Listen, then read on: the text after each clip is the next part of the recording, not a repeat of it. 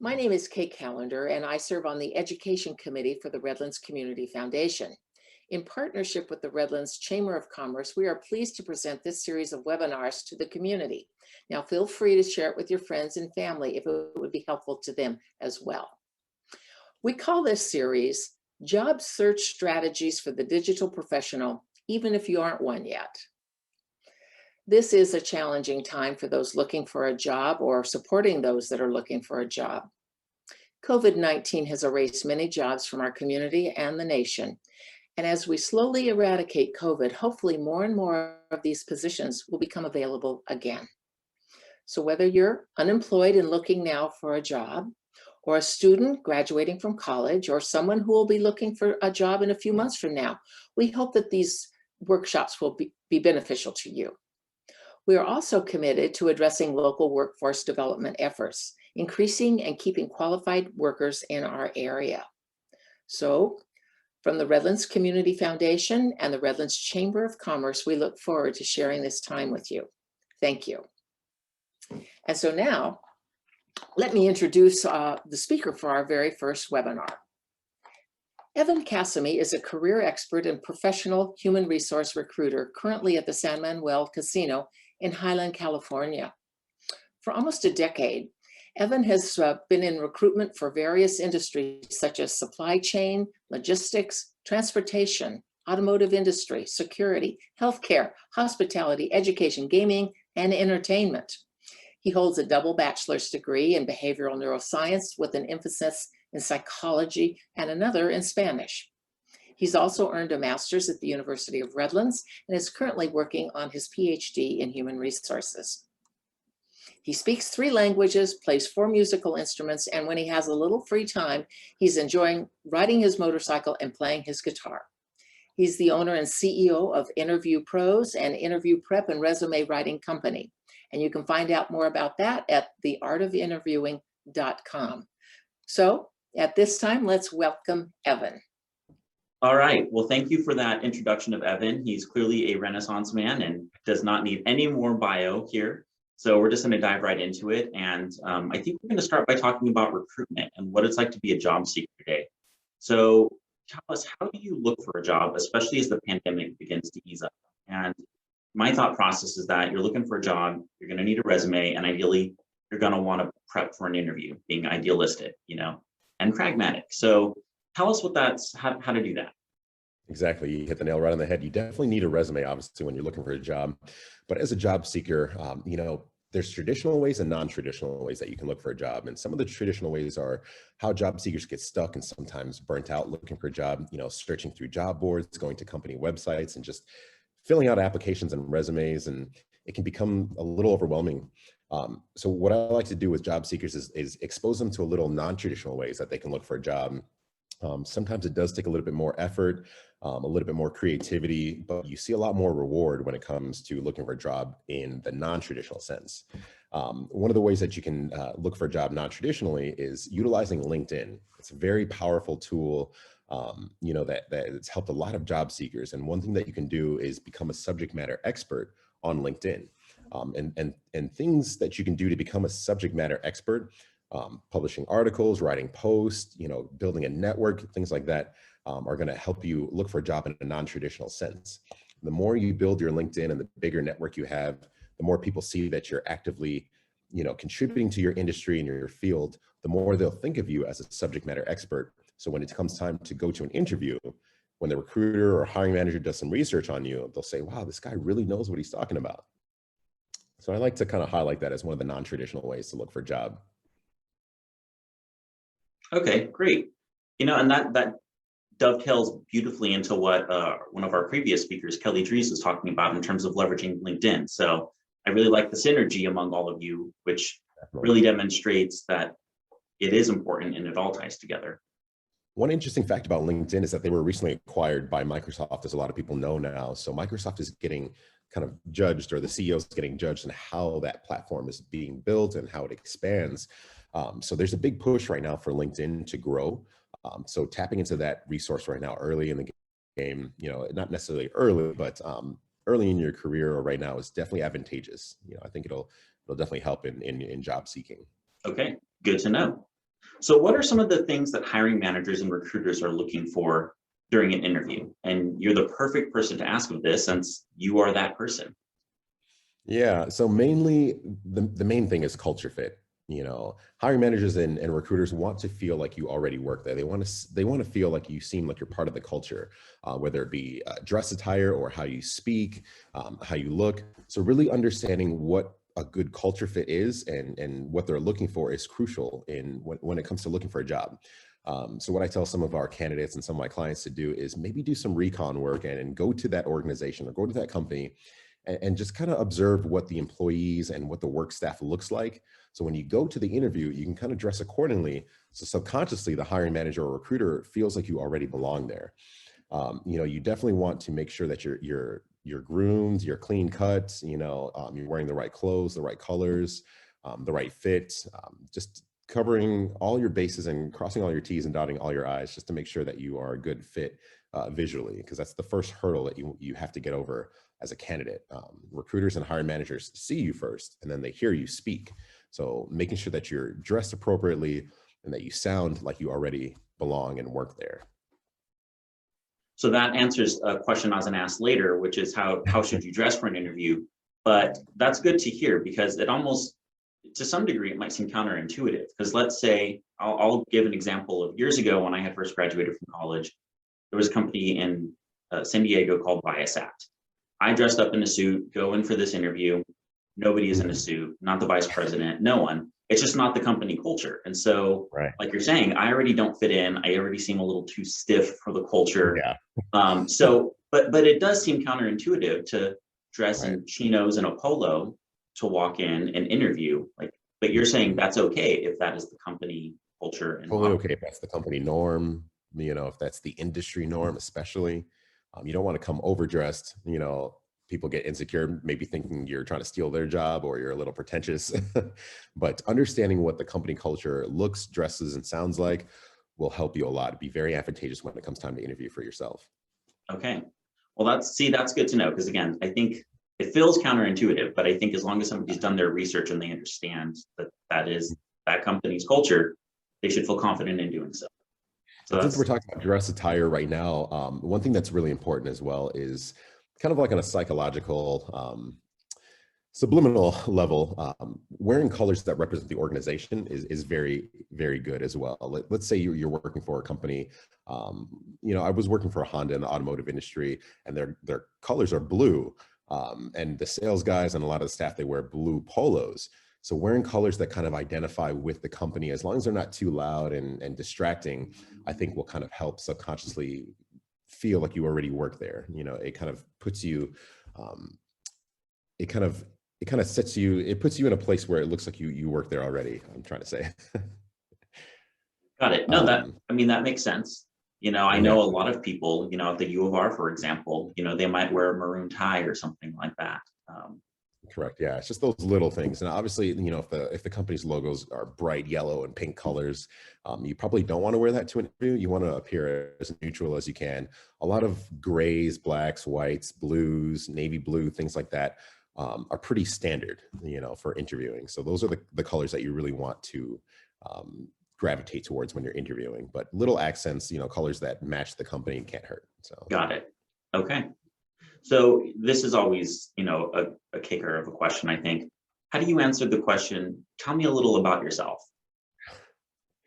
yeah, so that question is a double-edged sword. It's an interesting question. So a lot of recruiters and hiring managers, they have ulterior motives when they're asking you that question. So it's not necessarily that they want you to tell them about yourself because, you know, they're holding your resume. They know all about you. One very important thing that you have to understand when they ask you that question is that they're really trying to observe and analyze your communication skills, you know, just how you tell stories, if you're straight to the point, if you're a culture fit. But the how do you answer that question is very tricky. So one thing that I like to tell candidates and clients is think about it like an elevator pitch or a sales pitch. You know, if you're riding an elevator to the top and you're looking for investors, you only have about 30 to 45 seconds to try to sell somebody to invest in you or your product or company. So when that question comes up, so tell me about yourself. You want to spend about 30 to 45 seconds talking about who you are as a person, all of your accolades and accomplishments, on a professional level, maybe a little fun fact about yourself that can be deemed professional and not too out of the norm or esoteric, but a quick 30 to 45-second intro about who you are, where you come from, what makes you the ideal candidate for this position, and the skills and talents that you can bring to the table. So when you hear that question, really try to answer it in those terms. You don't want to spend too much time talking things that are irrelevant, that don't have anything to do with the company or job, but you really want to stay on task. You want to talk about who you are, what you've done, what makes you qualified for this position. Because remember, they already have your resume, so they already know about you, but they want to hear you talk about it. So really try to nail down what I call an elevator or sales pitch for that intro in response to, tell me about yourself. Yeah, for as easy sounding a question as that is, you always know, like they want something else from that. So would you say it's kind of fair to say that that's one way that recruiters and potential employers are kind of gauging whether you're the right personality fit maybe for the company as well? Definitely. Let's say they ask that question. So tell me about yourself, and you start rambling on about, your hobbies, your health problems, maybe family or marital problems. You may portray the image of unreliable. You may be a flight risk, what we call people that take a job and then have to leave a lot because of family issues or drama, as we say. So you want to kind of leave all that at the door. You want to talk about your professional accomplishments. Now's your time to brag. The interview is the only time you can really brag about yourself and it be okay. There's a fine line between bragging and professionalism, but that question kind of leaves room to kind of dance on that line. You're telling them about yourself, all your accomplishments, but still staying professional and selling them as to why you're the perfect candidate for the job. Right, perfect. So on the topic of questions, what types of questions should you ask at the end of an interview? Or should a job seeker ask? Yeah. So as a recruiter, I love hearing questions that candidates ask at the end. It tells me a lot about the candidate. The types of questions that you ask can really expose you as a person. It lets the recruiter and the hiring manager know what type of candidate you are, what things you're thinking about, how qualified you are, how you communicate again. So the questions you ask really tell a lot about yourself, but not only that, the questions you ask can get you information about the company. So let's say you're interviewing for a position and you really want to know kind of what the company culture is like. A really good question to ask is, how do the employees spend lunch here? What do you guys typically do for lunch? Now, depending on how the manager answers that question, it'll give you a lot of information. Let's say the manager answers that question and says that a lot of people tend to go out to lunch together. That can give you an answer or kind of a feeling that there's a lot of camaraderie within the organization. People get along, maybe that the company pays well because people are able to go out to eat all the time. If the manager answers that question like, oh, people are always at their desk, eating, working, maybe there's not really good work-life balance. Maybe there's a lot of stress and people don't have time to eat or interact, or maybe they don't get along well. So the questions you ask can give you information about the company, but they also give the company information about you. You want to find out, mainly why is the position open? Did somebody get promoted? Did somebody get let go? Did somebody quit? You want to ask questions like, what can somebody moving into this position expect to encounter? What are some of the problems that this department's currently facing? What can I expect to encounter on my first day of the job? Some other questions you can ask is, how's this position evaluated? What are some of the metrics or goals that I'll have to meet? So those questions will tell the hiring manager and the recruiter that you're a critical thinker and that you're actively already thinking about problems to solve before you have the position. Okay, so here's another dovetailing off of that. Let's say if this is a 2-interview process, you make it past interview 1 and you've asked those questions. Because you've already asked a lot of questions to get ideas about the company and if it's a right fit even for you, what kinds of questions do you then ask in that second interview? Or is it okay to not have as many? It's definitely okay not to have as many, and it's definitely okay to ask the same questions to a different person to hear a different perspective. And then you can highlight that this person next to you would maybe have already answered that. Let's say you're in a panel interview, there's 6 people and you've had an interview with one of them. you can ask the other people the same question that you asked the first interviewer and just say, John was, gracious enough to answer this question, but I'd like to get a sense from you guys, what are some of the current problems that this department is facing? What are some challenges that I can expect to face when I move into this role? And then if you want, you can get a little bit more personal and you can ask them directly, what are some things that you enjoy about this organization? What are some things that get you up and excited in the morning to come to work? So it's important to have a list of questions. Maybe you don't have to ask all of them if you know it's going to be a multiple interview step process, but it's okay. It's also okay to ask the same questions to different people. Okay. Yeah, no, that's a good idea because everyone has a different perspective. So, and if it all kind of lines up, it seems pretty on the even keel there. And if they're consistent with responses, and it definitely will reassure you that this is the right organization and company to work for. Right. All right. So we've kind of talked about how to look for the job, how to prepare for it, what to do while you're there, and what to ask in the interview. Now you've had the interview. What do you do? How do you follow up after that? Yeah, so following up can be very tricky. Sometimes people feel like they're being a nuisance, they're nagging. One thing that I really stress with candidates is having a stack of thank you notes in your glove box or in your car. Let's say you do an in-person interview, maybe like a couple minutes after, just go to your car, write a little thank you note, and then go right back in and give it to the reception and say, John was gracious enough to interview me. I don't want to take too much more of his time. I know he's very busy, but would you be able to send this note for me? I think that'll kind of separate you from job seekers, other candidates interviewing for that job as well. It kind of puts a nice little personal touch on it because it's a handwritten note. A lot of people are used to just typing up emails saying, thank you for this opportunity. I hope you consider me as a viable candidate in the future. But if you come with a handwritten note, nothing too long or crazy, it'll just give them a nice little personal touch. It seems a little bit more intentional, and it stands out in their mind a little bit more.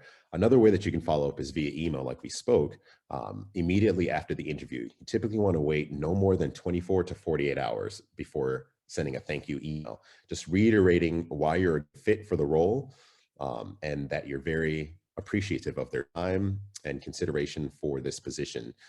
You want to do that immediately after your interview and then wait about a week before sending another follow-up just to kind of see where they are in the interview process and their candidate selection. So typically about a week or so is when you want to send that second one, and then maybe about a week or so after that to send the third follow-up. Okay. So, I mean, you talked about emails, and in the virtual job setting, I know that fits. Even though the pandemic is easing up, there's going to be more in person again. We've seen in articles, all sorts of publications that a lot of companies are now allowing remote work or that option, and so to some degree, it's going to become kind of part of the norm. So from your industry standpoint, is there anything that you've seen that's kind of made the shift away? Or is pretty much what's been done before still going to be applied to this virtual remote work scenario? Yeah, well, virtual remote work is definitely picking up. It's definitely becoming the trend with a lot of organizations. I think organizations are realizing the cost effectiveness of working from home. And I definitely see it becoming the norm. When you're working from home, you're dealing with a lot less politics, office drama, gossip, cliques, and things like that. People tend to be average, somewhat more efficient sometimes. Sometimes you can be less efficient. Personally, I find a happy medium working from home. Sometimes I like working from home, sometimes I don't. I'm a very big people person. My whole industry is a personality-based job. So I like being around my coworkers, feeding off of their energy and things like that. But when you're interviewing and going through the job search and interview process, a lot of it's going to be virtual. So understanding how to present yourself on camera in a professional way is very, very important. Understanding that you need a white background, maybe nothing obviously too distracting in the background. A painting or a plant is fine, but you don't want to show your house or, anything that could show that you might be a little unorganized or your place might be in disarray. But just knowing how to present yourself on camera can help give you that competitive edge when you're applying for a job that may or may not be remote. It's funny because recruiters and hiring managers, we're trained to be non-biased, but at the end of the day, when you're dealing with humans and people and personalities, bias always comes into play. So you want to try to remove as much bias as possible during that interview process and phase. So showing, a clean background, I think will be very advantageous when you're applying for a job that may or may not be remote. If it looks like there's a lot going on in your background, if it looks a little messy, dirty, it may not put your best foot forward in the hiring manager's eyes. You may seem a little unorganized or maybe not dependable, because all of that is a reflection on you as a candidate. So, your environment, everything is part of your dress attire when it comes to interviewing virtually. That's a new, interesting way to think of it, is that your environment is part of your dress attire. But I mean, you're right, even on the national level, all the interviews being conducted from home, everyone now is scrutinizing the backgrounds. So I guess a job seeker wouldn't be any different. Nope. So, all right, well, I think that covered a lot of the questions I had, hoping it would address what job seekers want to hear. Are there any other final thoughts maybe that I might have missed? Other than skills, I know we were, when it comes to job seeking, job seekers like to talk about their skills and what makes them transferable, or what makes their skills viable for that position. As a recruiter, hiring managers are looking for basically two things to observe and analyze: your hard and your soft skills. So your hard skills are things that you can measure, your typing speed, how proficient you are at applications, computer software, technology, things like that, anything that you can measure. And then your soft skills are things that you can experience and observe. So how you communicate, your time management skills, how organized you are, how you communicate interpersonally and to groups of people. So all those things that you can observe or experience are considered your soft skills. So whenever you're talking about your previous work history, or even building and crafting a resume, you want to make sure that all of those skills are easily identifiable. So you want to make sure that you can express how you communicate. You want to make sure that you can express your time management skills, how you organize yourself. And then you also want to touch on your hard skills, like your typing speed, maybe what computer applications you're proficient at and what technologies you're good with, because that's just going to help sell yourself as a viable candidate. Whenever you work in a large organization, I'm sure a lot of people understand this. Whenever you have to deal with IT, sometimes you have to fill out a ticket. Sometimes it's delayed, but you really need that issue fixed right on the spot. So selling to your potential employer how proficient you are with computers, software, applications, and technology will be highly advantageous when interviewing and applying for a job. Letting them understand that you can set up equipment, break it down without having to get IT involved is definitely going to make you and put you in that category of viable candidates. Just a lot of more skills that you can bring to the table. So remember, hard and your soft skills whenever you're talking about your transferable skills. Good point. So I'm glad you brought that up as well. Earlier in this segment, you mentioned that job searching can feel like a full-time job. After hearing you talk about everything that goes into actually applying for jobs, interviewing for them, following up, you're right. This is a full-time job. If you're doing it right. Yeah, and we didn't even dive into how complex talking about skills can be. When it comes to skills, you can work with data, you can work with people, and then you can work with physical objects. So depending on the job you're interviewing for, you want to talk about your skills and proficiency with all three of those areas: your skills working with people, your skills working with things, and your skills working with data. So for example, if you're working with data, you want to be able to express your skills in synthesizing data, interpreting data, and explaining data.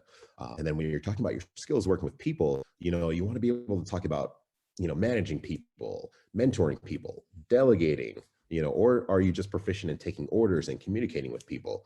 And then lastly, your skills working with physical objects. Are you good at building things, working with your hands? Are you good at, setting up things, breaking down things? So it's very important to know how to talk about your skills, but also to really craft a resume that doesn't leave the recruiter or hiring manager guessing what your skills are.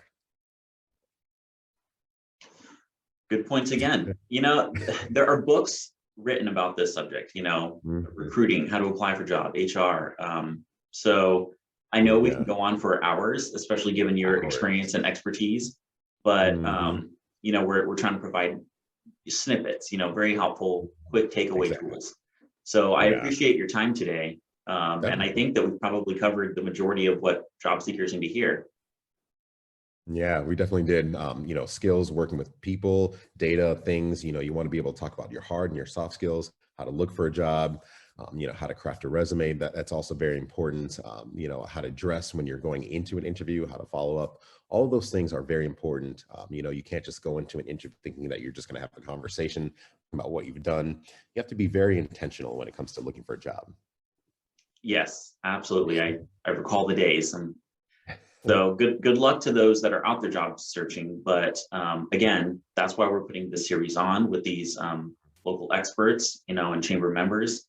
Yeah. And, as mentioned before in the introduction, there's LinkedIn profiles of our speakers and other resources that were mentioned. So if anyone has further questions, rely on those resources and contact information. Definitely. Yeah, and if So, anybody ever wants to reach out to me, I'm working right now as a recruiter at San Manuel Casino, and we just opened up a new recruitment center in Ontario Mills Mall. So I'll be there, probably two to three times a week in person, meeting with job seekers, helping them interview for different departments within the casino. It's a really good venue to help strengthen and sharpen your interview skills. So San Manuel Recruitment Center, located in Ontario Mills Mall. So we just opened up. We're going in, I think, right around our second or third week of operations. So I'm very excited about that opportunity.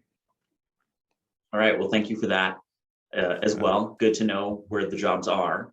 And I think we'll call that a session. So again, thank you for joining us today, Evan. And Thanks for having me. yeah, a pleasure. So until the next program,